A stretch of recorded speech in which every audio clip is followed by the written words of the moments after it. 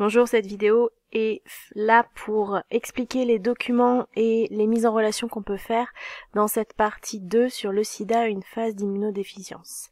Donc, la situation d'abord, quand on est séropositif, c'est qu'on a dans son sérum des anticorps spécifiques d'une maladie. Donc être séropositif pour le VIH signifie que dans le sérum, séro ça vient de sérum, on trouve, donc positif, on trouve des anticorps dirigés contre le VIH. Et les anticorps, on l'a compris en faisant la manipulation d'Ouchterlony et la manipulation ELISA, les anticorps sont des molécules qui sont capables de se fixer aux antigènes portés par le virus, donc qui sont capables de neutraliser le virus en se fixant dessus. Donc si on se met dans la peau d'un médecin, si on annonce à quelqu'un qu'il est séropositif, en fait on lui explique que dans son sérum il y a des anticorps dirigés contre le virus du VIH.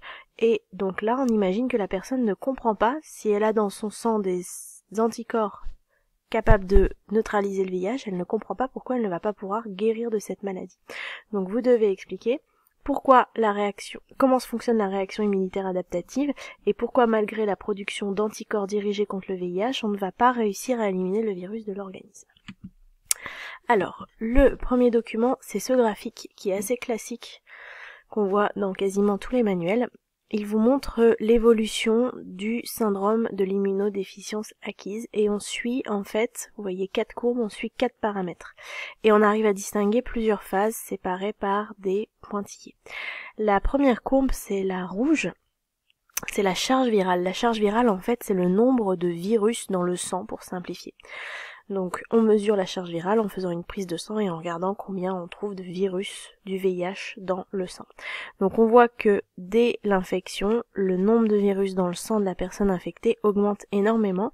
Et puis après, il y a une phase où le nombre de virus descend et reste bas à un certain moment. Donc ça veut dire, si le nombre de virus descend, qu'en fait notre système immunitaire met en place une défense contre ce virus. Et on va voir cette défense avec la courbe violette, puisque la courbe violette c'est les anticorps anti-VIH. On voit bien qu'au bout de quelques temps, donc c'est pas immédiat comme réponse, c'est pas comme l'inflammation. L'inflammation, vous vous souvenez, c'est de mettre en place la phagocytose et ça se fait en 24 heures. Là, il faut quelques temps, 1 semaine à 2 semaines, pour mettre en place des anticorps contre le VIH. Et la mise en place de ces anticorps, vous voyez que juste après sa mise en place, on a la charge virale qui diminue. Donc cette réponse immunitaire, elle est efficace. Mais pas complètement efficace, puisque la charge virale, on n'arrive pas à la faire revenir à 0.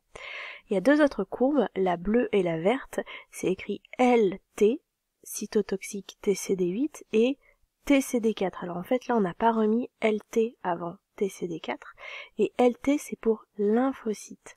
Donc en fait, les lymphocytes, ce sont des cellules immunitaires. On voit qu'elles augmentent après l'infection, que ce soit la bleue ou la violette. Donc ça, c'est à mettre en relation, que ce soit la bleue ou la verte, elles augmentent après l'infection, donc elles font partie des réponses qui vont se mettre en place. Il y a une petite particularité pour la verte, c'est qu'en fait, on voit que elle commence par diminuer. Elle était à un taux assez haut, et elle commence lors de l'infection par diminuer. Donc il y a des petites particularités qu'on ne peut pas encore expliquer maintenant, on va y venir après. Le deuxième document, c'est une vidéo, donc que je vous ai mis en lien, il suffit de cliquer dans le poly pour arriver sur la vidéo. Et normalement, dans cette vidéo, alors j'ai fait quelques captures d'écran, on a tout d'abord une petite partie qui nous explique ce que c'est que le virus du VIH, donc ça vous permet de réviser ce que c'est un virus. On avait déjà vu ça au cours de l'année, notamment pour les virus qui avaient permis d'acquérir le gène de la syncytine, qui permet de mettre en place un placenta. Donc le virus du VIH, c'est, comme tous les virus, une enveloppe constituée de protéines, avec des protéines de surface qui ont une forme particulière. Et puis, à l'intérieur, on a du matériel génétique. Et là, le truc étonnant, c'est que c'est de l'ARN, et pas de l'ADN. Et puis, différentes protéines, on va pas rentrer dans les détails, c'est absolument pas au programme. Il y en a une qui est intéressante, c'est l'enzyme reverse transcriptase. Ce virus, il va être capable de s'accrocher à ces cellules hôtes parce que les molécules qui portent à sa surface, là les vertes, sont compatibles avec certaines cellules. Et en fait, c'est là qu'est la particularité du virus du sida, donc le VIH, c'est que lui, il va reconnaître les lymphocytes qu'on appelle lymphocytes T, CD4. Il n'y a qu'à qu'à ces lymphocytes-là qui va s'accrocher. Et une fois qu'il est accroché, il fait comme tous les virus, il pénètre dans la cellule, et là, il va se démonter, et son ADN, son ARN va être copié grâce à l'enzyme reverse transcriptase, va être copié en ADN. Donc c'est l'inverse de la transcription, c'est pour ça que ça s'appelle une reverse transcriptase. À partir de l'ARN, on fabrique de l'ADN, et cet ADN va être intégré à l'ADN de la cellule hôte, donc le lymphocyte TCD4. La cellule va faire comme si c'était son propre ADN, et va donc l'exprimer, donc faire plein de copies d'ARN, qui vont sortir du noyau et qui vont être traduites en protéines. Alors certaines ne vont pas être traduites parce qu'elles vont servir à reconstituer un nouveau virus. Et donc on arrive ici à fabriquer un virus complet avec 2 molécules d'ARN, des tas de protéines, des molécules de surface qui vont venir se mettre à la surface de la membrane et profiter de la membrane de la cellule pour refabriquer un virus. Et c'est ainsi que le virus sort du lymphocyte TCD4.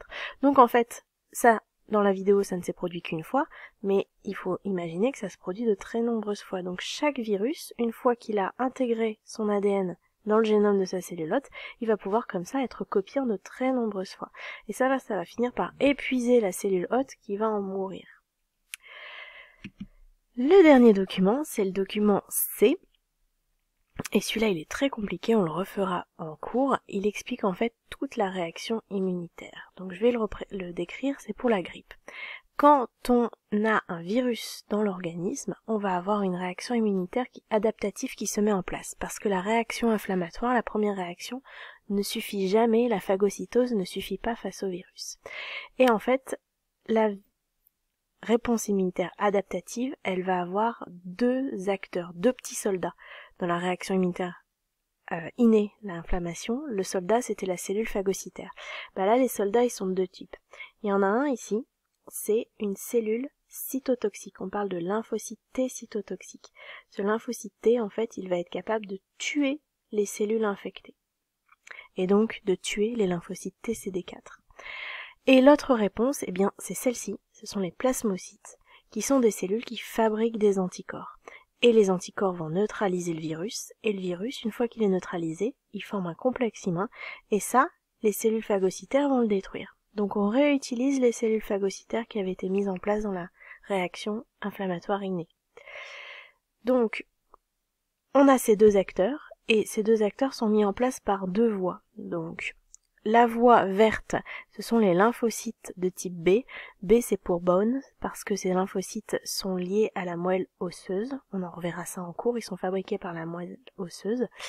Et donc, ces lymphocytes, ils ont à leur surface des récepteurs qui vont leur permettre de reconnaître l'antigène. Quand ils reconnaissent l'antigène, ils se multiplient. Ils savent qu'ils doivent se mettre en marche contre cet intrus. Et une fois qu'ils sont multipliés, ils se transforment en plasmocytes, et les plasmocytes fabriquent les anticorps. La deuxième voie, c'est les lymphocytes T, cette fois-ci CD8, c'est un autre type de cellules, vous voyez qu'ils sont représentés en jaune. Ils ont aussi un récepteur de surface, alors c'est pas exactement le même, vous voyez ici on appelait ça un anticorps, ici un récepteur T, on va revoir ça après, mais c'est le même principe. Reconnaître l'antigène rouge du virus va les faire s'activer, se multiplier et se différencier en lymphocytes T cytotoxiques. Une fois qu'ils sont différenciés, ils attaquent les cellules infectées. Donc à ce moment-là, le virus du sida, il va être contenu. S'il est libre dans le sang, les anticorps vont s'accrocher à lui et il va être phagocyté. Si par contre il est dans une cellule, dans un lymphocyte TCD4, la cellule va être détruite. Alors pourquoi dans ce cas-là on n'arrive pas à l'éliminer? En fait c'est lié à la voie bleue. Regardez la voie bleue, ce sont les lymphocytes TCD4. Cette voie bleue, elle est essentielle parce qu'en fait, c'est le chef d'orchestre de la réaction adaptative. Regardez, une fois qu'ils ont repéré l'antigène rouge là, les lymphocytes TCD4 font pareil que les verts et les jaunes, ils se multiplient et ils se différencient en lymphocytes T auxiliaires. En anglais, on dit aussi helper. Pourquoi? Parce qu'ils sécrètent une molécule, l'interleukine 2, et c'est cette molécule qui va stimuler les 2 autres voies. Donc en fait, ce qui se passe pour le VIH, c'est que le virus, là, il va aller infecter ces cellules-là. Donc, pourquoi est-ce qu'il infecte ces cellules-là? Je fais une précision. Parce qu'en fait, il est spécifique de ces cellules-là. Il a à sa surface de quoi reconnaître ces cellules-là. Donc il les reconnaît, il les infecte, et il va petit à petit aboutir soit à leur destruction, parce qu'il les épuise, soit le fait que ces cellules-là soient infectées, eh bien, les lymphocytes T cytotoxiques vont venir les tuer. Donc, si je remonte dans mes images, et que je reprends cette image-là, on peut refaire le film de l'infection. L'infection au VIH a lieu ici. Le VIH se multiplie rapidement dans l'organisme parce que la réaction immunitaire innée n'arrive pas à arrêter les virus. Comme il infecte l'organisme, il va tout de suite aller s'attaquer à des lymphocytes TCD4. Donc, il va les détruire. C'est pour ça que les TCD4 diminuent. Mais la réaction immunitaire se met quand même en place, l'adaptative. Donc, des lymphocytes B vont venir fabriquer se multiplier, se différencier en plasmocytes et fabriquer des anticorps. Et puis des lymphocytes TCD8 vont se multiplier, se transformer en lymphocytes T cytotoxiques et donc augmenter en nombre. Donc la réponse immunitaire qu'on voit avec les courbes bleues et violettes se met en place, ce qui permet tout de suite de limiter la progression du virus et de faire réaugmenter le lymphocyte TCD4. Mais, et ça c'est un processus qu'on a du mal à comprendre, ça ne suffit jamais à éliminer tous les virus. Et là, du coup, pendant de très longs mois, des années, le virus va continuer à attaquer le lymphocyte TCD4 petit à petit. Et donc leur nombre va diminuer. Et il y arrive un moment où on passe sous une valeur seuil, ici, où il n'y a plus assez de lymphocytes TCD4 pour avoir un C d'interleukine. Et donc la réaction immunitaire, le chef d'orchestre de la réaction immunitaire est détruit.